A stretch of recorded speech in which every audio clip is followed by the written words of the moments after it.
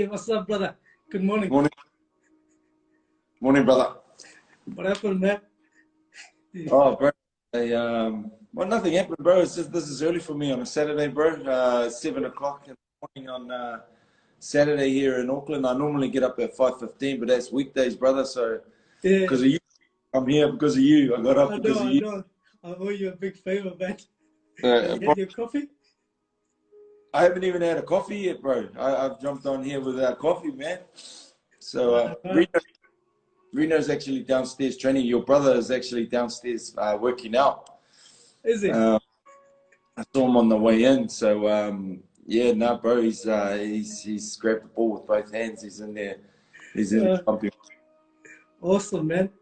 Awesome. So I just want to talk about, I guess, life and experiences and where you are. Like, I've seen, I think, in terms of what you have achieved, you have acted in a lot of movies, Game of Thrones. You played rugby in Leicester, and you played for Glasgow Warriors and all that. You've been the Europe tour and all that.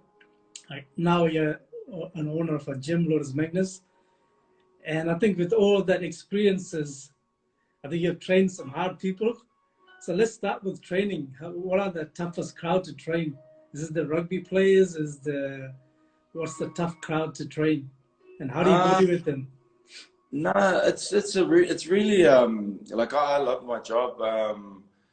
I don't think. I mean, I think that's the fun part is the types Yeah, of people that you get to interact with and get to spend time with because like I guess normally you wouldn't run into people in different circles, but like yeah, everyone's trying to do the same thing. From rugby players to you to average Joe yeah, to yeah, average. Everyone wants the same thing. They just want to get better. yeah, You yeah, know. Um, I love that part of it. I love the different personalities. I love seeing people respond to I guess when they're faced with a challenge or when stress is placed upon them or when they're in that place where they've got tough decisions. I enjoy helping them through those times and being there to guide. It's a real privilege, man. It's a real privilege to do what I do, and I'm very grateful for it. So what's the one person that left a mark on your life with regards to training? Like you have come across a lot of people in your life, right? With terms of Yeah, people that come through your gym. yeah. I've had the pleasure of working with some amazing people. Uh, there's a couple of guys that I've trained with over the years. One of the boys that he's actually taking one of the boxing classes now. Yeah, He's like a brother to me. A guy called Rod McSwain who runs all my boxing classes. sure.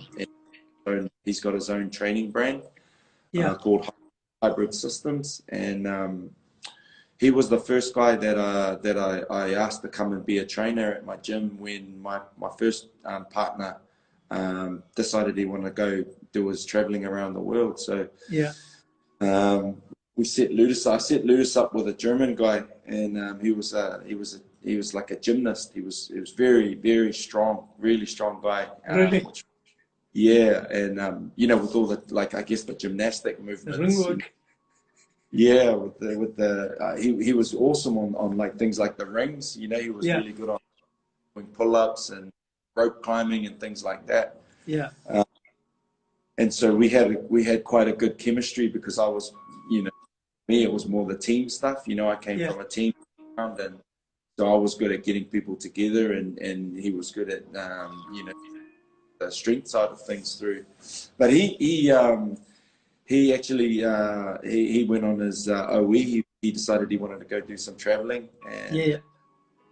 and so I needed to bring someone else on. And then the first guy I brought on was a guy. He still fights now. He's a great father. He's an awesome one of my best mates. That guy is Rod McSwain. Yeah. So he's been with me pretty much on like maybe 8 or 9 years down here at Ludus, and Awesome. yeah, I've got another couple of guys. There's another guy, Jason Price, he's off. he's a strength and conditioning coach for Toyota. Okay. He's working with Steve Hansen in Japan, and he's a guy that I hold a lot of respect for. He's actually one of my business partners, and just a great guy. Oh, one of those guys is, you know, no matter what, he's always there for you, always got your back. Just a great brains trust. He's a super smart guy. Loves everything about rugby. He's a real rugby man. He's from Southland. He's a Southland Stag as well. Played for Southland. Yeah. Which is another one of my teams. I love Southland. So yeah, I actually went on loan there for a couple of years, bro. Played NPC for Southland down in Invercargill. It's a pretty cold place, man. I can imagine. Oh, dude. But just lovely people down there, bro. We had a really cool, we had an awesome team. We had a team which was kind of put together. We had a couple of guys from ACT, some really good players. I don't know if you remember a guy, Peter Ryan, who was can't remember. I think too young. He was a Brisbane Bronco leader back in the day. Yeah, no, those are two guys. There's another guy, Mark Harvey, I mean, he's coached pretty much every team you can name. He's been strength and conditioning trainer for the Breakers, for the Blues, for the New Zealand Sevens, for the ABs, and he's another guy I look up to and I have a lot of respect for. Wow! So you've played and worked along with some key caliber players. So what sort of characteristics do you look for when you're like going through partnership? Because relationships can make or break a deal, right? Like running a business side of it. What do you look for? Because success is in those relationships, right? It's not in the actual equipment or the things that you do. Yeah.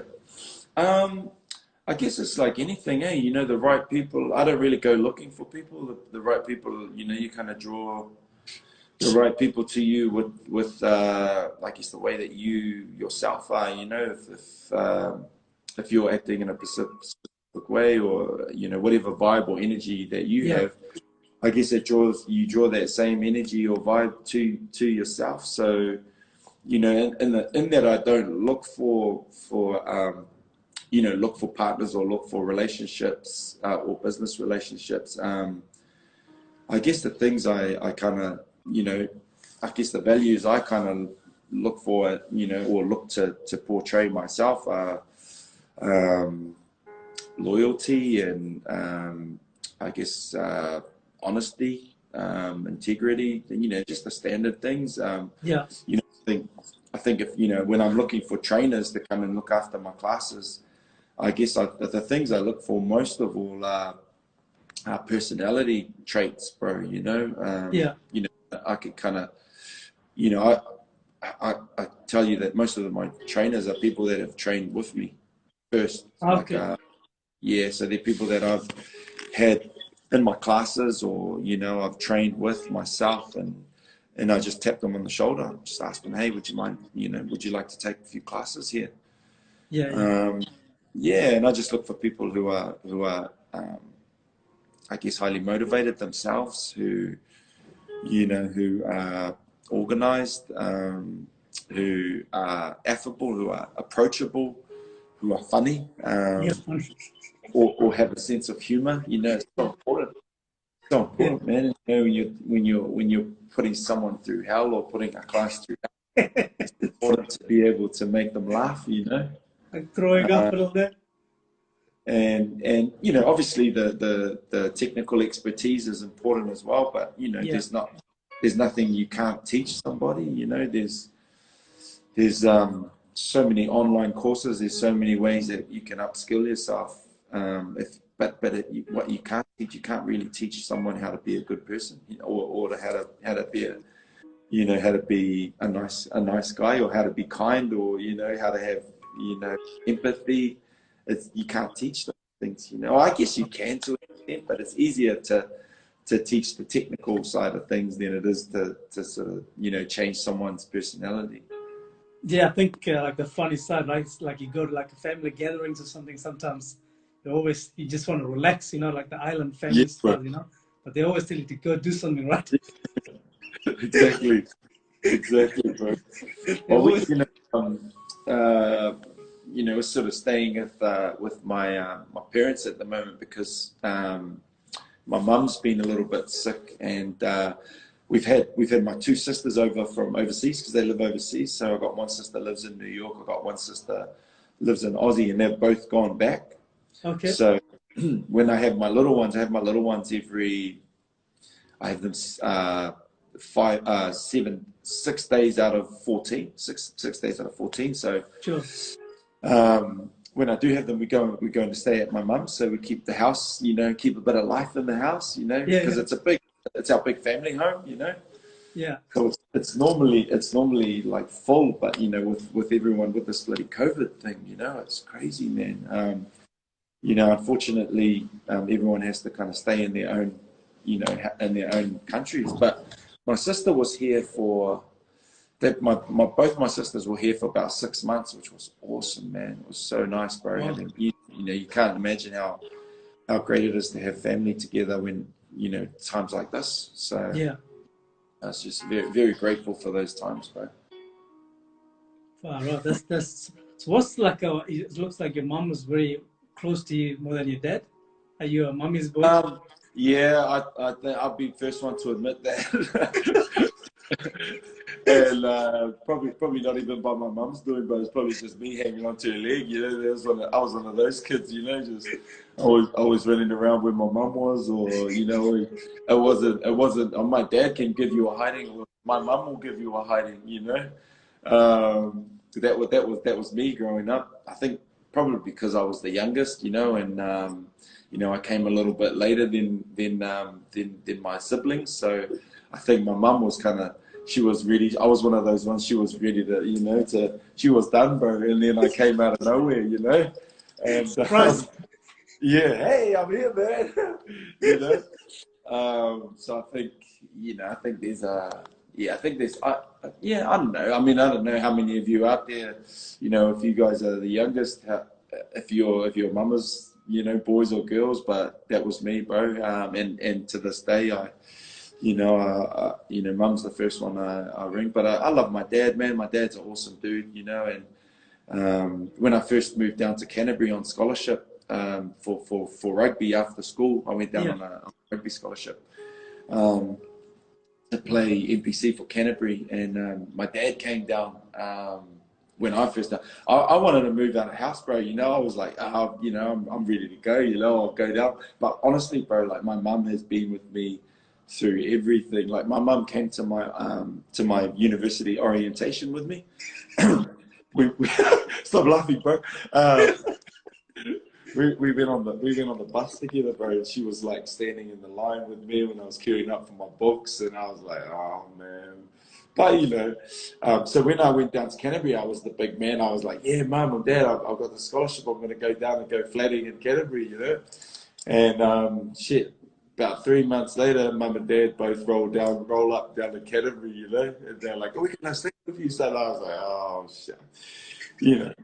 But when I first went down there, my dad came down and stayed, and he stayed like, wouldn't have been maybe it was maybe a month, bro, and that was without my mum, and he's Yeah. not used to it. And I'll just say, like, man, he struggled being without my mum. Yeah. Yeah. So yeah, he's a tough old bugger, man. He comes, mum and dad. Before mum got sick, they did all the cleaning at my gym, bro. They would Wow. come in, mop all the floors and clean the bathrooms, and when mum got sick, she said, "Oh, don't you dare get any other cleaners in. Just you do it until I'm ready to come back." So Yeah. I'm bloody praying on this bloody thing to heal up so I can get mum and dad back in there. uh, my folks, um,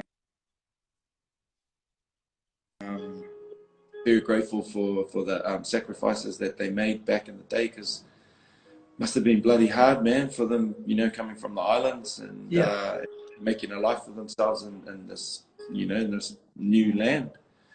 But they managed to do it, and that was with like 5 siblings, man, you know.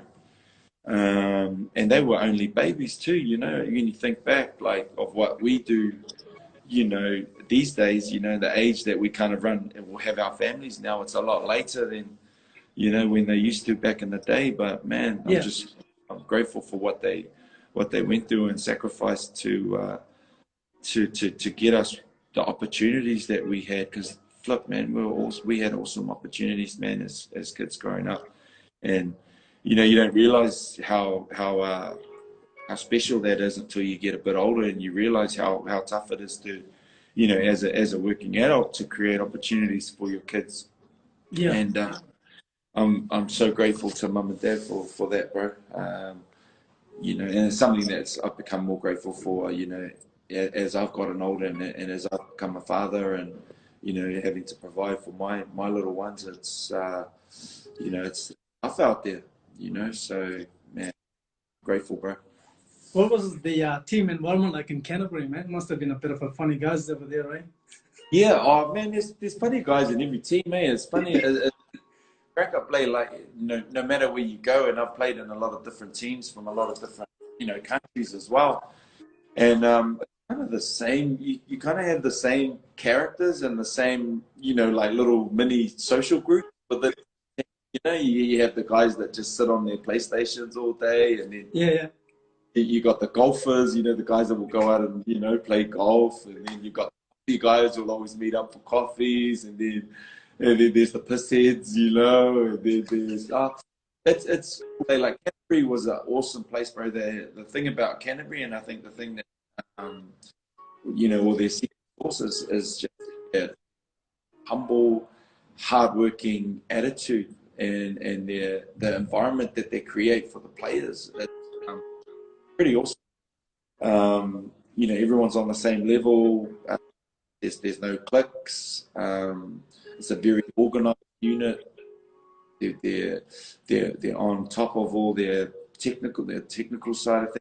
They're way at all of that stuff, but they're just down to earth, like good, humble, hardworking Kiwis, bro. Like that's the secret sauce, man. The secret sauce is so simple.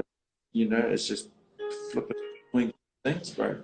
Being kind, being compassionate, and that in a team environment when you got brothers working together like that with no egos, and, you know, all just wanting the same thing individually and on a team, like Yeah. pretty special. Because you played in England, right?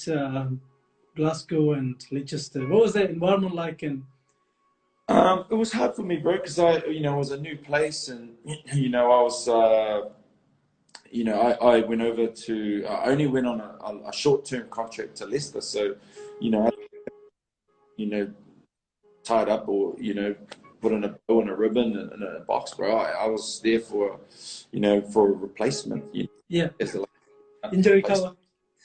Yeah, it was injury cover. It was hard, man. So, you know, but it was really, man, it was a real eye opener, man, in terms of professionalism. Very different what I had experienced with my teams back home. You know, it's one thing I learned was, you know, or that I was kind of that was different for me was seeing rugby as a job rather than seeing it as, like, you know, for me it was just, you know, it was fun. Like, yeah, you muck around. Oh, you get paid for it as well. Cool, you know. But you know, to go over there and you start looking at it, it's your 9 to 5. You know, like it's different, man. You know, this is your job. You know, it's like you put on your rugby boots. It's like picking up your hammer and putting your tool belt on. Yeah, you know, same thing. And that was what I got from the way that the players over there approached it. Very, you know, business like great attitudes to training, very professional.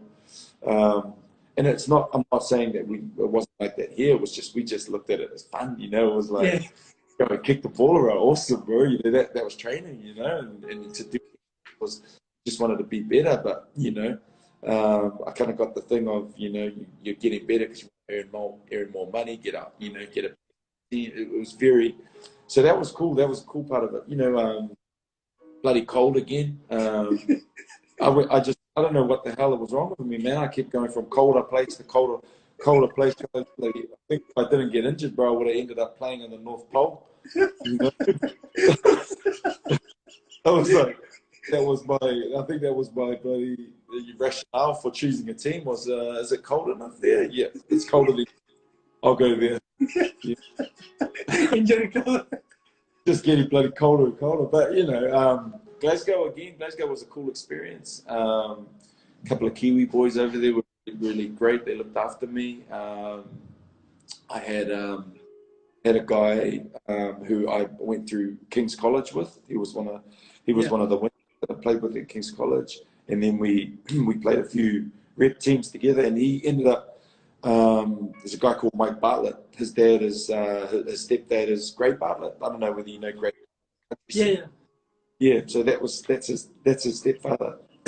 It's funny. He actually got me into a couple of. I went to see Michael Jackson twice, bro. When because Dad was the ticket. He was running the. He was the guy that brought him in promotion. Really? Yeah. Great Bartlett. But so Mike was playing. He was winger. He was playing winger for Glasgow when I arrived there. So we knew each other. So we hung out. I ended up living in his flat, one of the apartments that he owned over there. I rented it off him. Oh, fantastic. Yeah. So, and that's the great thing about rugby. You know, it's and I guess sport in general is it brings people together. You know. Yeah. And we're still mates to this day. He's back in Auckland. And he's a great businessman. We sort of message from time to time. But Glasgow's cool, man. It was a really interesting experience in Glasgow because the crime they call it the knife capital of Western Europe. So when I told my mates I was going there, they were like, "Oh, yeah, bro, don't go out and you're always thinking the worst, and then you get in there and it's the same where if you stay away from the bad places, yeah, you're all good. But it's like any place, it's got good places and bad places. Again, cold, very dark night. Like the days were really short. long, eh? Long. The days like the lights, yeah. And really the night comes really fast. And we had so many postponements or cancellations due to the pitches being Wow. And just a really different style of rugby. Kind of more of like a 10-man style rugby. I think maybe it's changed a little bit over the years, but when I was there, it was a bit of a 10-man game. Still hard rugby. But I enjoyed my time. I did some coaching over there as well. I coached at a private school called St. Aloysius in the heart of Glasgow. Uh-huh. And that was, I really enjoyed that. It was when I got injured. And they were really nice to me, the Glasgow coaching staff. They looked after me. They gave me this job at St. Aloysius coaching, which was cool. I did that for about 6 months before I decided I want to try and be an actor. Yeah. And yeah, it just made the transition a little bit easier. It was tough, man. When I got injured, it was really hard. But that was Glasgow. Last kind of 2.5 years of rugby. Yeah. So let's touch on your injury and the darkness or the season that you faced. We all go through some darkness, right? Deep valleys. Whether you are believer, whether you have a religious person or not religious person, regardless. Exactly. How do you deal with that, man?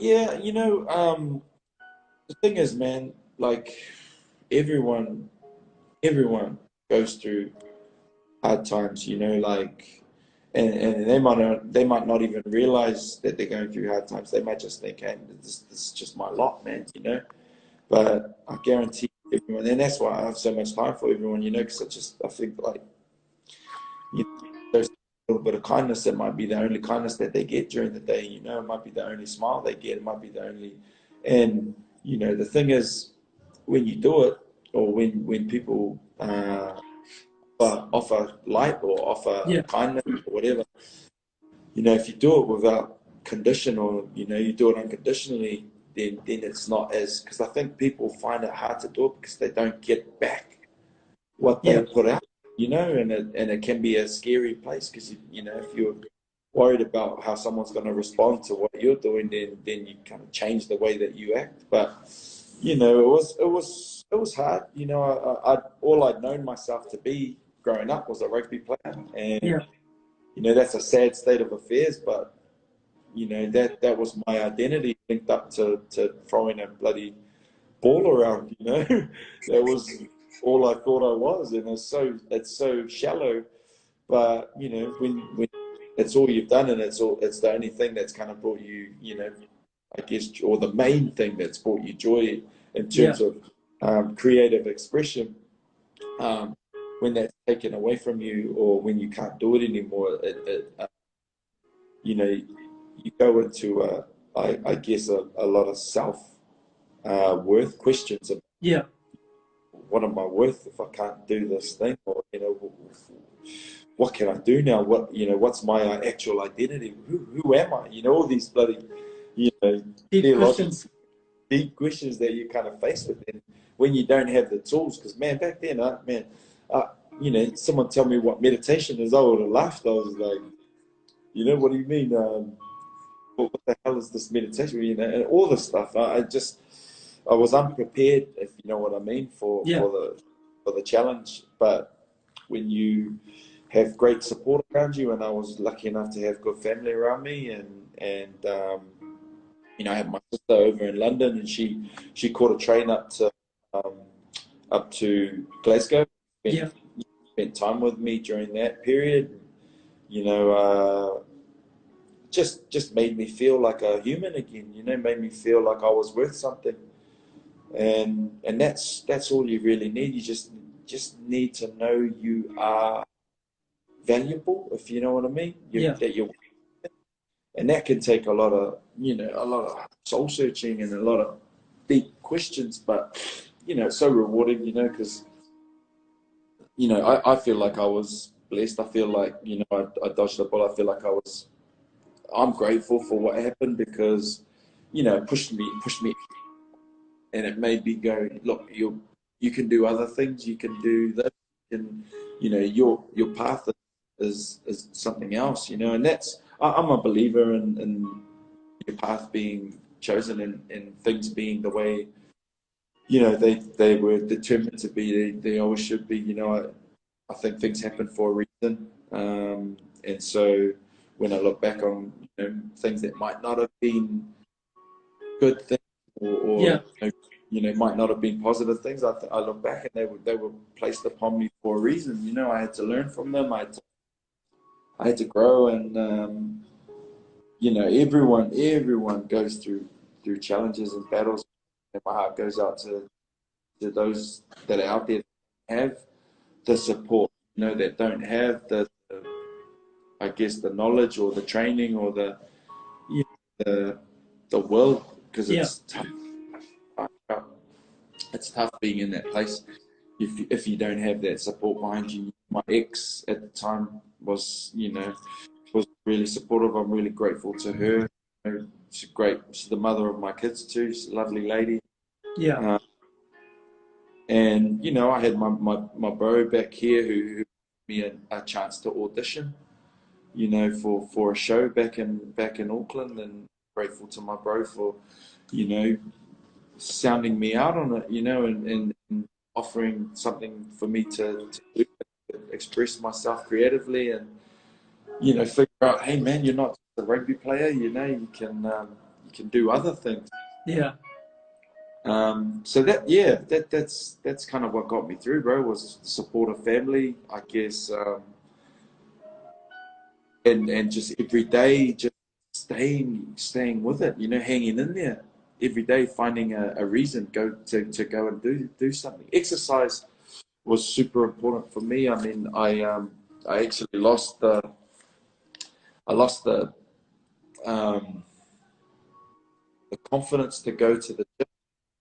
I just didn't feel I was a full man. I felt like I was half a man. Yeah. And so I didn't feel good going to the gym with all the mirrors and looking at myself, thinking you're not even can't even play rugby. You know, it made me feel terrible, man. You know, so Wow. that's like now I don't have any mirrors in the gym. I noticed that. Yeah, we don't have any mirrors in the gym. I just feel it's a unnecessary um, reminder of the aesthetics, you know, and of judgment. Because you know what your eyes tell you is, you know, sometimes it's a lie. It's not true, you know. So you take that away, and all you're left with is what you feel, you know, and Yeah. I feel like that's the most important thing, you know, and you know, you get judged on your personality and on your deeds and what you do rather than what you look like, you know.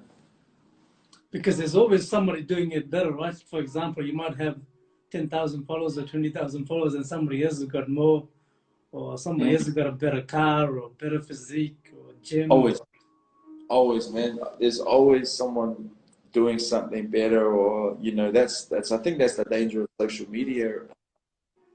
Um, yeah, definitely. Flesh deceives us for sure. Absolutely. Just reading the comments below, brother. Yeah, No, I think that's probably probably the big danger with social media is that it paints this standard or creates the standard that you're supposed to meet, and it's you know it's unrealistic. It's impossible. It's too hard because, like you say, there's always someone doing this. There's always someone with more abs. There's always someone with a yeah, bigger chest. There's always someone skinnier, or you know, the thing is, we look in the mirror as individuals, and we're never happy with what we see. We always what someone else has got, you know, and social media magnifies that, bro. It like blows it way out of yeah, proportion, you know, and because it's real people on, you know, it's not a movie or anything. We think it's real, you know what I mean? And so this world that's created in our head, yeah, it destroys us. Bro. It's if you don't strong values to live by beside, you know, what you see on social media, man, it can be a destructive place, you know, just because of the standards that it creates. They're unreal, they're unrealistic, you know. I mean, I see the thing. I love watching highlights, bro. I like sports highlights, you know. I could yes, sit and watch NBA, and you know, yeah. I just that's kind of what gets me stuck on social media. But that's I watched this thing on Netflix the other night. It was like it went into all the science behind yeah, social media. You know, like how they manipulate us. You know, with the ads and you know and the content personalized yeah, to our phones. You know, to our you know they pry and they get into all the things that we as individuals are drawn to, you know, yeah, because you know they're hearing it, they're seeing what we click on and all that sort of stuff. And so there's aid everywhere on social media to draw you in, or even on your phone. It's crazy. It's crazy. that's out of control, right? So, like, as we were touching on the subject of keeping up, I guess the tall poppy syndrome or keeping up with the Joneses, where do you think in our mind where that thing starts, the root cause? Like, because that's opposite of what is actually contentment, right? Being happy with where you are in life. Mm. But we don't want to be happy, right? We choose not to be Yeah, I mean, happy, I think.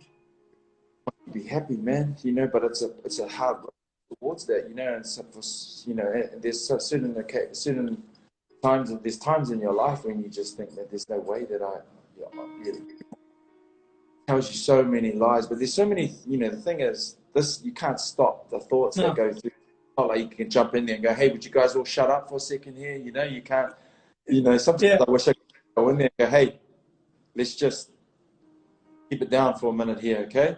You know, but you can't. You know, so what you have to learn to do is to release the stuff that's going on in your head, or find a way to translate it, communicate with it, um, so that you can make sense and not shut off because you can't shut things off. It's just to learn to let them flow through you, you know, and things like yoga, Yeah. for me was a revelation, you know, because it allowed me to deal with um, discomfort, you Yeah. know, sitting in uncomfortable positions for a long period of time.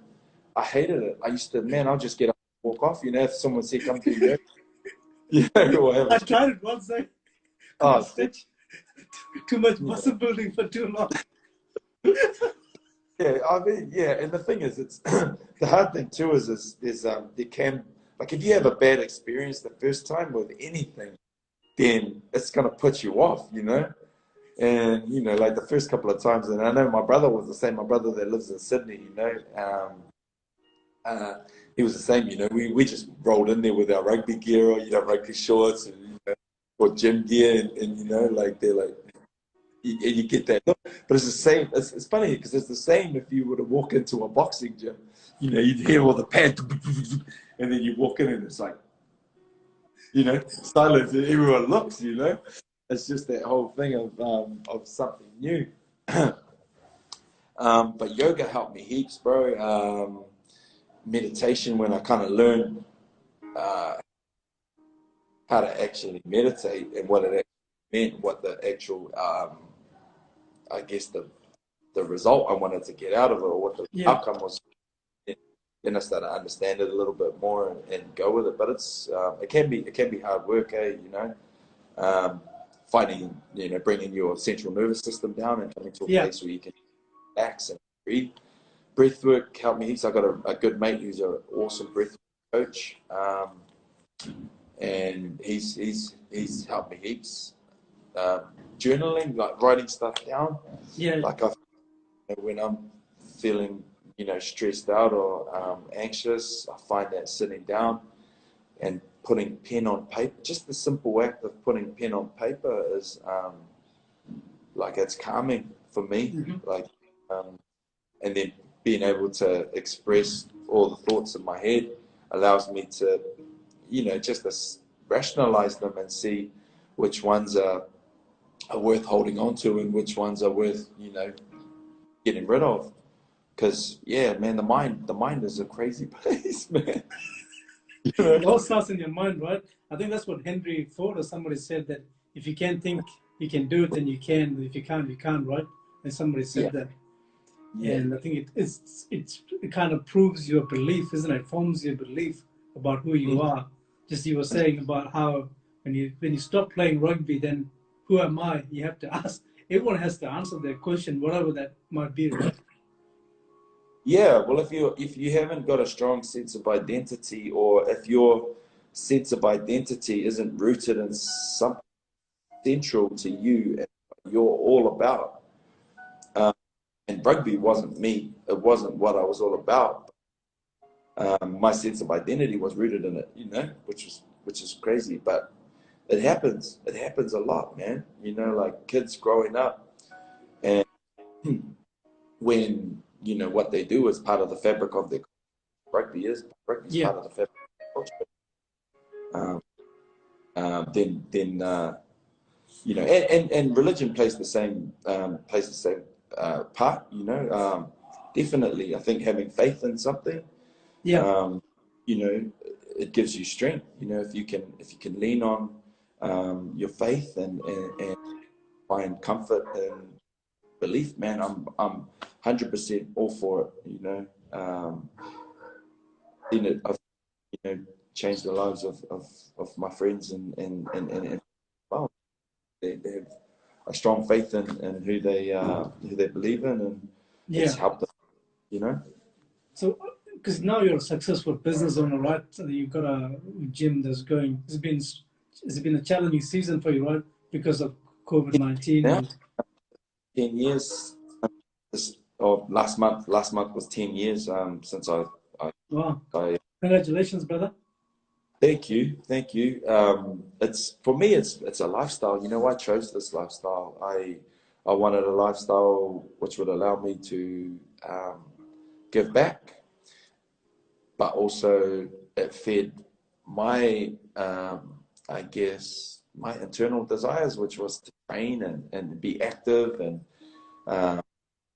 like I just feel like I'm grateful for the responsibility or the privilege I have of being a part of people's journeys. Like, because fitness is a huge part of a lot of people's lives. You know, it's a large part of making people actually feel like they're worth something, or making them feel like they have something to offer to society. I feel like fitness is a huge foundation for self-worth and Yeah. self-belief.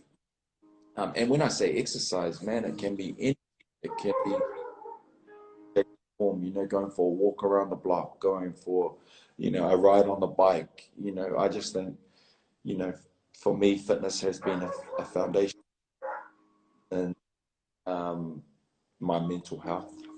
Yeah. What drives you, brother? What motivates?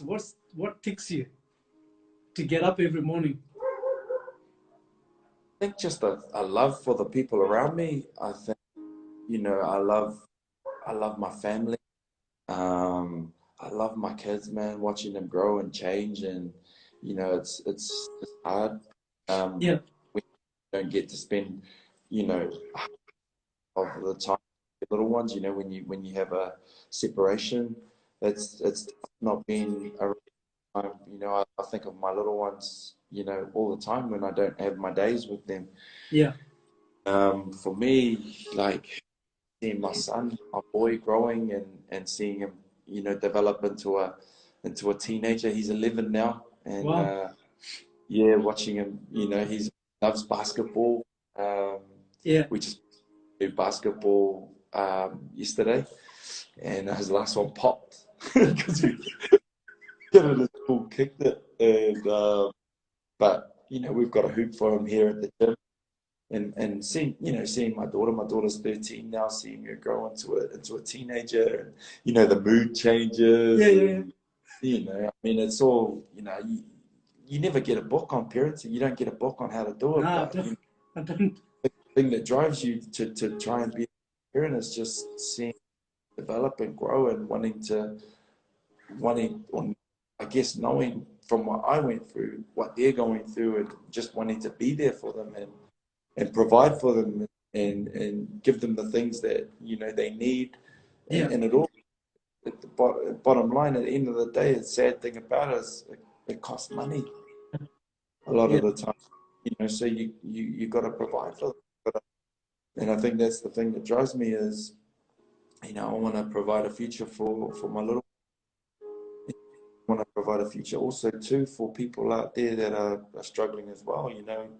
At least I'm, you know, providing a service which I believe will help feel better about themselves, and feel like they can face challenge. Buddhist, Yeah. you know, it's got a reputation of being quite a hard gym here, but it's. I mean, the thing is, for me, like, you know, if you don't experience hardship, or you don't, you know, test yourself on a regular, then, you know, then you find, like, going out in the real world, like the stuff we're doing here, you can go out there and go, so it's easy, you know. Yeah. I'm used to being put under pressure, you know. I'm used to, you know, having questions asked of me, and I don't, you know, I mean, we never force, you know. It's not like we stand over people with guns and, hey, you know, you know, it's always the option. All I do is offer an option, bro. You Yeah. know, I just opportunity. That's all. I think, you know, people ask me what I do, and I say, like, I give people opportunities. I give them a Yeah. chance, give them a chance to to reach their goals. You know, to challenge themselves, to find out about themselves, to understand themselves. It's more like a self-discovery. Do you think? I reckon, bro. You know, you can lead a horse to water, but you can't make it drink, eh? You know, um, Yeah. and that's what we do. We bring them to the water, you know, and whether they, you know, drink, how much they drink, it's up to them, you know. It's just providing a safe environment, a place of love and healing where they can come and find themselves.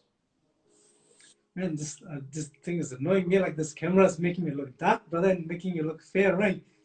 Oh man, might be my lighting, bro, but I love your, bro. I I'm like, looking at it. I I'm see thinking, your I'm brother, turning around. bro. You know your brother, man. I reckon, man, you guys have got beautiful skin, man. You guys bloody, you I'm like dodging him, looking at the light. It's like, why man, is bro. Bro, nah, much love to you, brother. Yeah, like, that's awesome, man. I really appreciate that. I guess the last thing around is criticism, right? Because yeah. you've been in the real world, right? You've acted in Oh, big Game of time, bro. Thrones.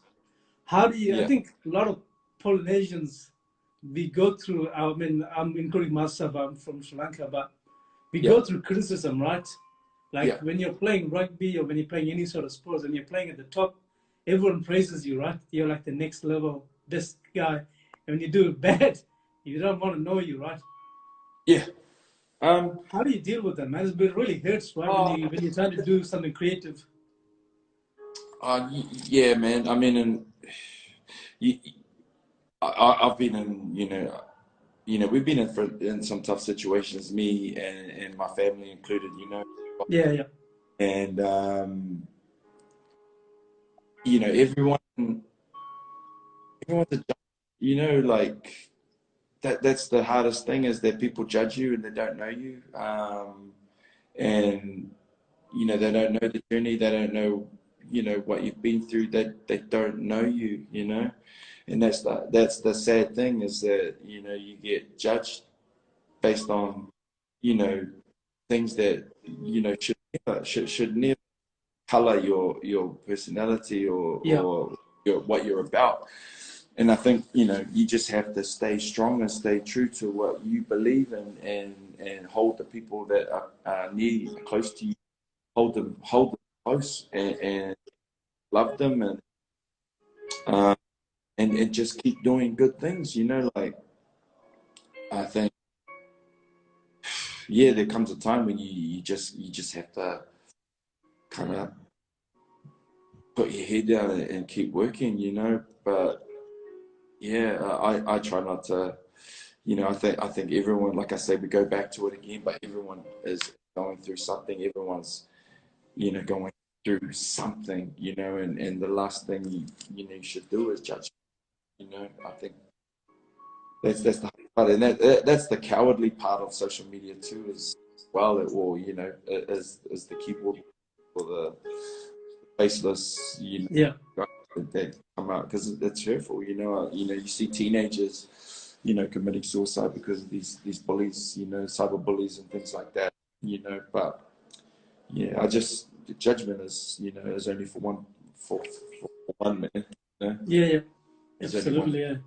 Yeah. And I think you're doing a lot around depression, and I think you did like a video for one of your friends and all that. So you're a big advocate for helping people come through depression. So because you're doing Gumboot Friday or something, right? Yeah, bro, I just think it's it's pretty much a epidemic. Never mind COVID, man. It's like we're killing ourselves. We don't need help. That this is the hard part. New Zealand, Pacific Island men, Māori men, we have the highest rate of suicide. Yeah, Um, and the thing is, suicide affects it affects everybody. Like, yeah, you know, um, when you lose someone to suicide, it affects not only the family, it affects the people around. But when it's happening, on yeah, such a, epic rate that it is over here, man, it's like you just like, what's going on, man?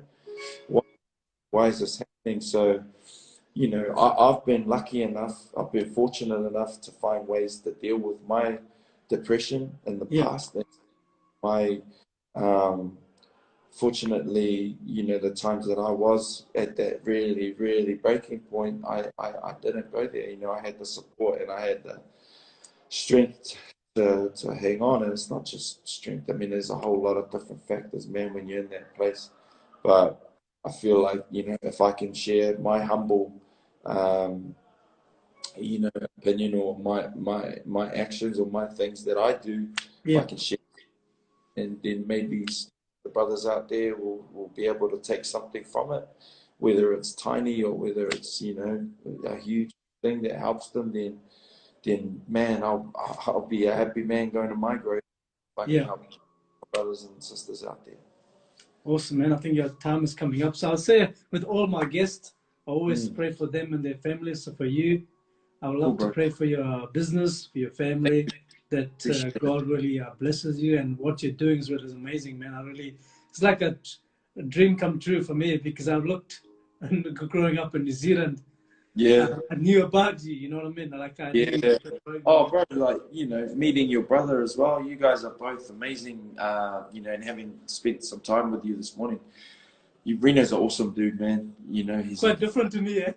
Oh, no, I can see the similarities, man. You guys are quite, both got a good sense of humor, man, which is awesome, bro, you know. And so I'm very grateful for your time too, brother. I appreciate it. Oh, thank you, man. Because what I'm trying to do is just be a positive voice, right? Like just... Bro, we have more people like you on this planet, bro. We'll be a happy planet, man. I'm telling you. Absolutely, man. So I know you got to go. I'll just say a quick prayer for you, brother. Lord, we just thank you for this time together. Thank you for Joe. I thank you for his time. And I just pray for his family. I pray for his gym, especially right now. I pray that his gym will be like a city on a hill, a lighthouse, where people will come, will be drawn to that gym, Lord, that he will be surprised that he knows that you are the man upstairs is looking after him.